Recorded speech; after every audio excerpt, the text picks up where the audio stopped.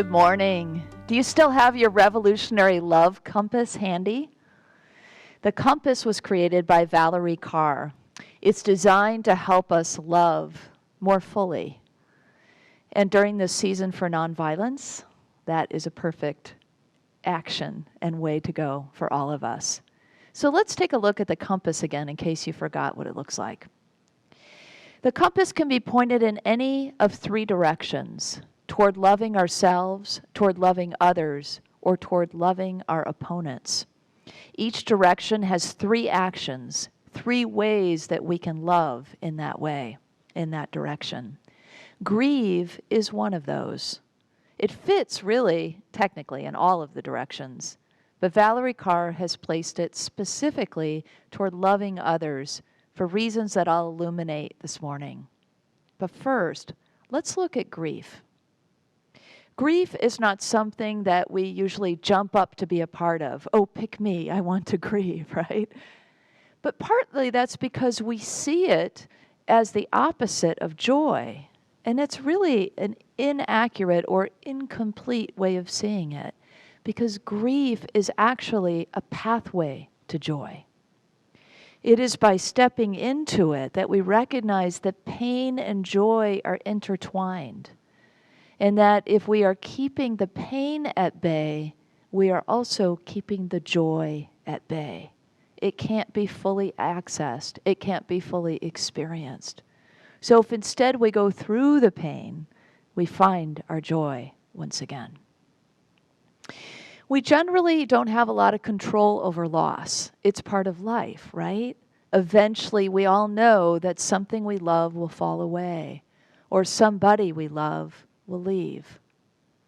And so if we can accept that and recognize that what grief really is an expression of our love for the one who has been left, for the one who has been lost.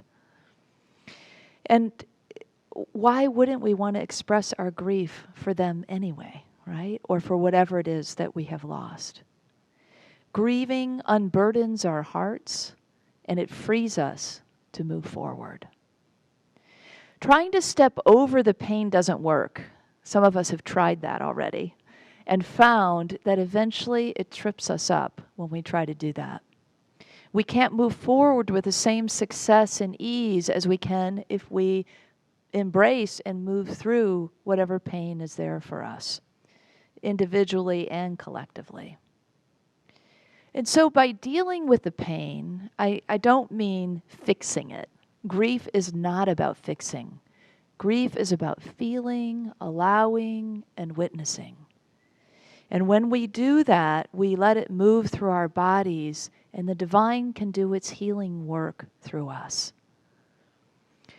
So if we allow ourselves to feel what is moving through us, we'll heal. And we'll also help our collective healing by grieving with others. Let's take Mitch's story for an example. He's a student of meditation teacher Tara Brach, and she tells this story with his permission. Mitch hated going to his parents' house. His father had dementia, and his mother was having a really hard time dealing with it all, and she was pretty much dealing with it alone. When Mitch would show up, he had all these feelings come up that were uncomfortable and awkward, and he simply didn't want to be there. On one occasion, for example, his dad walked out in his pajamas, and his mom berated his father, and then she just fell into a ball and crumpled up with remorse. So Mitch, just gave his mom a hug, and then he left as soon as he could. He always left feeling exhausted, numb, detached. He didn't really want to go back, but he loved his parents, and he didn't know what to do. But being a student of this mindfulness meditation, he was introduced to the process of RAIN through Tara Brach, who uses that framework for compassion. RAIN has 4 steps associated with it. The R stands for recognize. Basically, we're just recognizing that there's pain, that there's feelings here, and how we're reacting to it. The second is allow. To allow spaciousness, to allow ourselves to breathe, to allow movement for spirit to be inside of us and moving that through us. And then I is investigate further, to go a little deeper. Where are the sensations in my body? To make contact with the feelings. And finally, nurture. When we're in investigation, actually, the care, the compassion, the tenderness will naturally arise. So when we get to nurture, it's a lot easier for us to care and feel compassion and tenderness for our own hearts and to be able to extend that to others.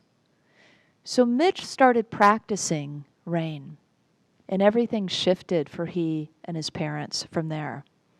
He recognized that his father's had sorrow, and that his mother felt lonely, and that he felt guilty. And he recognized, too, that he needed to take some action.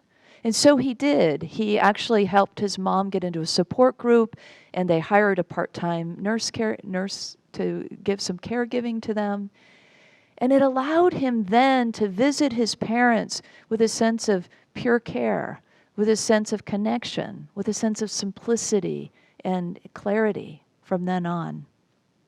When we are brave enough to sit with our own pain, it allows us to be able then to sit with others in theirs. It's important to note, too, that rain can sometimes be rainy. I'm adding the Y for yell, because sometimes part of grief is anger and even rage. And so how do we deal with the grief? And a lot of times the anger actually sits on top of the sadness, right? So if we can release some of the anger, then we can also move into the sadness and help release that as well. And in that anger is power that we can access if we free it in a way that's healthy. So we can do that by finding safe containers and places to express and release, to rage, if you will, in your own way. Maybe it's by yelling. Months ago, during all the racial justice protests, all the political news, the pandemic news, I know a lot of us were feeling, right, all that anxiety coming in from these different directions. On top of that, about that time, I found out that my mom had been diagnosed with early Alzheimer's. I felt like I was going to explode, but I remembered I have a remedy for that feeling. And I stepped outside and I yelled at the top of my lungs. The whole process took a minute or two, and I felt completely freed, open and liberated. Now, normally I would find a place to do that in nature where nobody could hear me, but I had other commitments, and that feeling was really present. So what I found was that, and what I remembered was, as a child growing up, there was no space for those kinds of emotions made. It wasn't really allowed, and I learned that from, as children do, not just from words that were spoken, but what was unspoken, what was modeled for me. Negative emotions just weren't really seen or heard so much. And so for me, when I felt anger as a child, it would just sort of smolder because I would press it down and then it'd come out sideways, Have you ever experienced that? And then it's very uncomfortable, right? It surprises you. And it surprises maybe everybody around you suddenly when there's this outburst. And so now I understand what I didn't know then, that there are ways that we can honor the feelings that are there and find ways out, ways to express.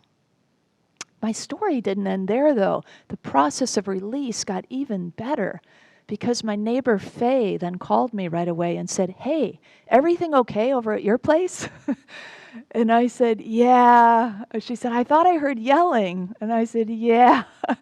I said, "I just couldn't take it. Everything that's going on in the world and our families." And she just started laughing. And then I started laughing. And there was just this extra sweet liberation, when in that connection that happened with her empathetic laughter. And it did feel empathetic because I sensed that she understood. Maybe she even might like to yell sometimes. She has a husband, 2 small children, a mother, and a niece all living under one roof with her. I imagine during these times especially, that might get difficult at times. So Faye called to see if I needed help, essentially. But what happened was something better, something deeper, something that really is embodied by this quote by Lilla Watson. Lilla is an Aboriginal leader, and she says this: "If you have come here to help me, you're wasting your time. But if you have come here because your liberation is bound up with mine, then let us work together."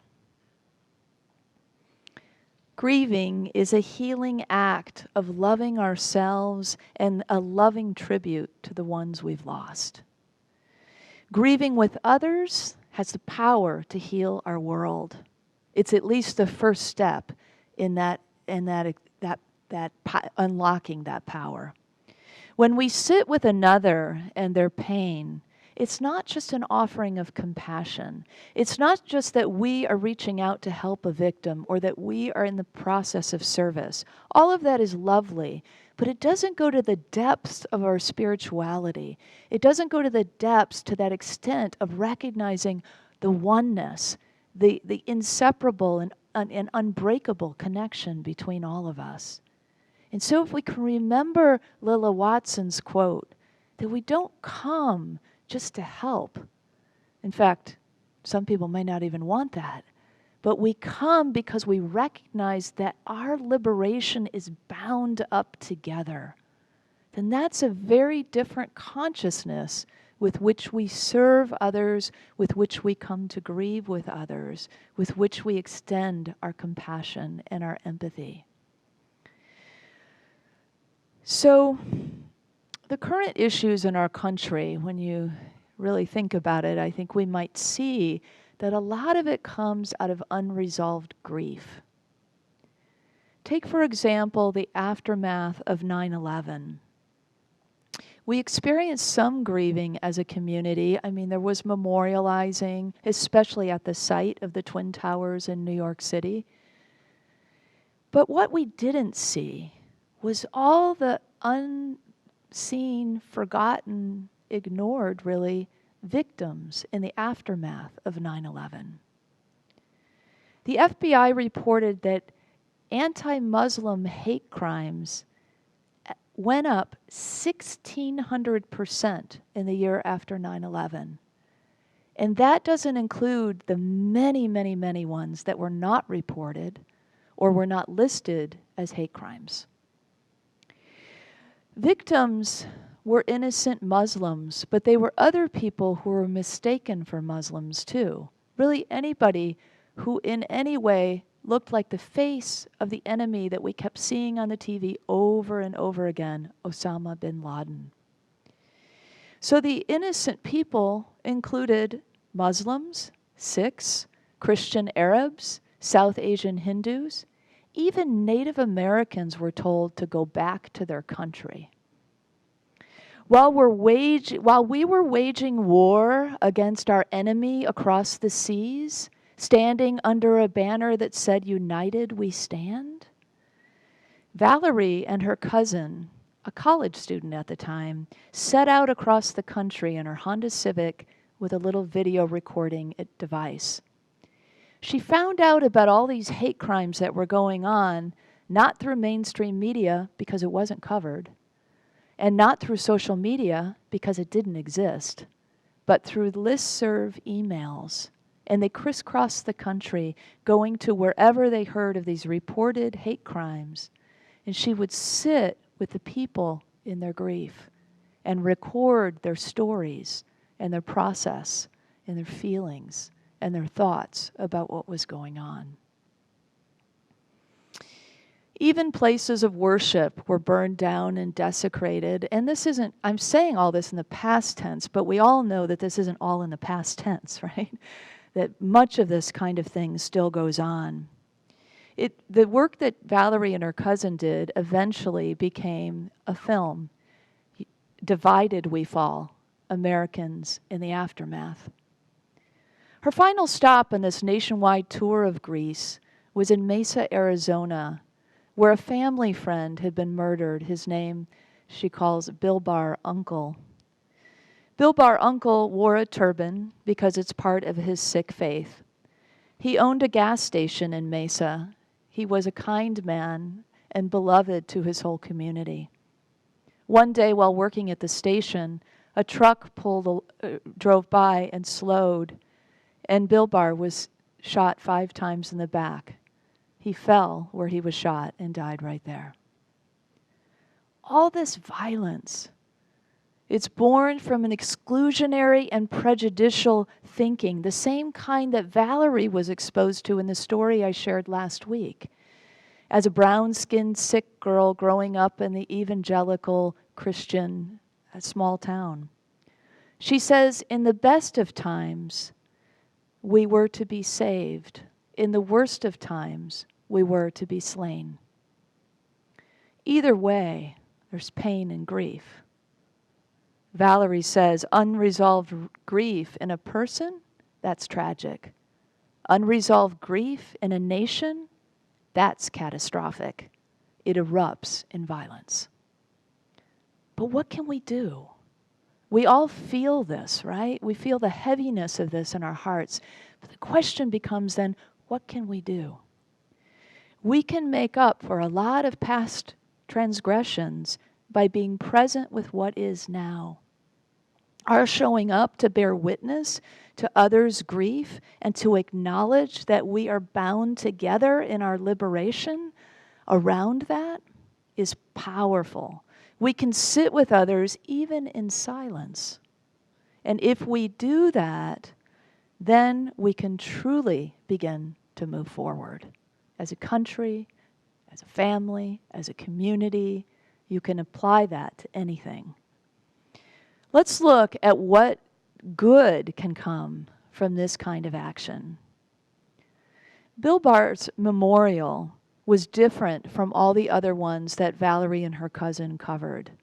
Because in all those other ones, the families were silently mourning alone, with no one to support them from the outside community, feeling further isolated from the rest of America as Americans.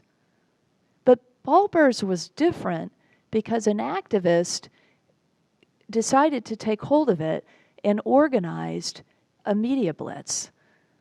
That she began to contact people and to let the media know about the memorial for Bilbar. They also contacted the Interfaith Network and invited them to invite their congregations for everybody to join in solidarity. At Bilbar's memorial, 3,000 people showed up. Valerie interviewed Joginder Auntie after this. She was Bilbar's widow. She lived in India, and Valerie asked her, "What would you like to say to the American people?" When she asked the question, she expected bitterness. She expected sorrow. She expected anger. But Joginder Auntie said this, "I will never forget the love they shared with me. I had no friends or community there, but everyone gathered together, Muslims and Christians, Hindus, and everyone was crying. They didn't even know me, and they cried with me." This is how we heal. Let's take a break to hear Jamie Lula sing, "There's a Healing Going On."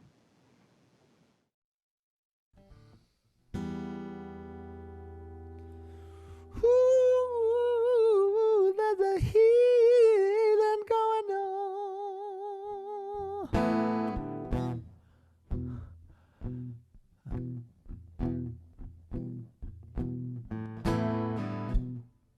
Oh, let me walk to the banks of the river of love, where the current runs deep, baptized in the one, where there's no separation and the light is all we see, honoring all our differences, and love will set us free. Oh, Mother, Father, God, there's a healing going on. Mother, Father, God, there's a healing going on. there's a healing going on.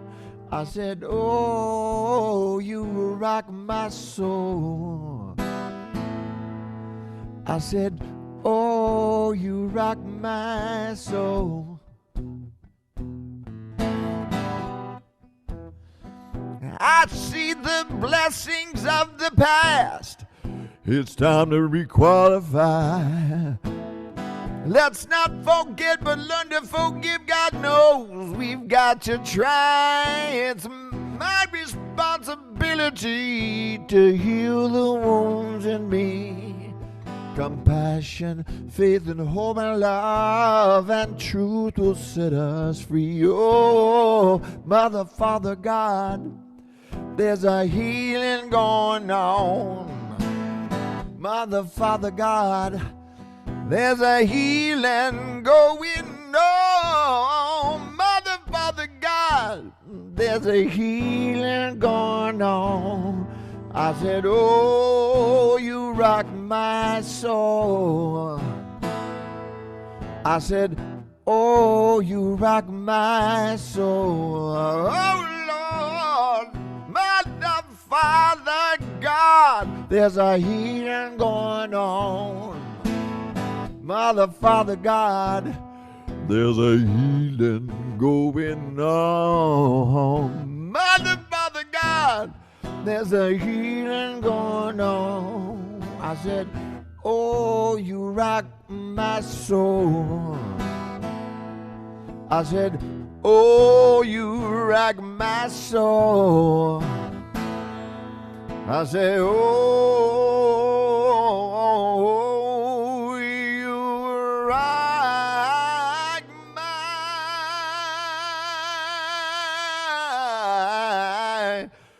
soul, Lord. You rock my soul.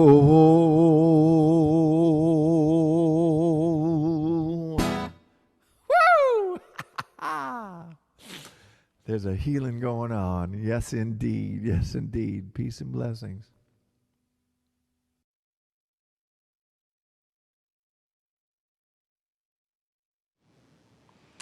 Well, I give thanks for Jamie's song and also his little release at the end. Wow, there's a healing going on. I don't know if you remember when he was here a couple of years ago, and we look forward to having him back sometime soon. So how do we love others through grief? As we return to this idea of the compass pointing in that direction, and we think about that step of grieve. Well, as we've spoken about, we can bear witness to others' pain and allow ourselves to feel with them. Valerie encourages us to go to public vigils and memorials to grieve with other people. She says you don't need to know people to grieve with them. You grieve with them in order to come to know them. In community, story and ritual can be excellent ways for us to grieve. So with all the loss, I've been thinking about, during this time of physical separation, all the loss that's been experienced with lives lost to COVID and all the people of color who've lost their lives in police violence and more, those being kind of the primary issues that have been in our hearts. What can we do as a community? How might we be able to honor these lives? I was so moved by the televised Washington, D.C. mall where they had all the lights that were representing, at that point, about 400,000 people that had lost their lives to COVID. And I was thinking about could we create something here on our grounds that has lights or names, that say their names, or some way where people could come and walk and grieve and honor and pray and just be in that energy, whether that was temporary or permanent. So whatever it may be, to begin to live with that question, how can we help the human heart heal, including our own? How could we help create something collective?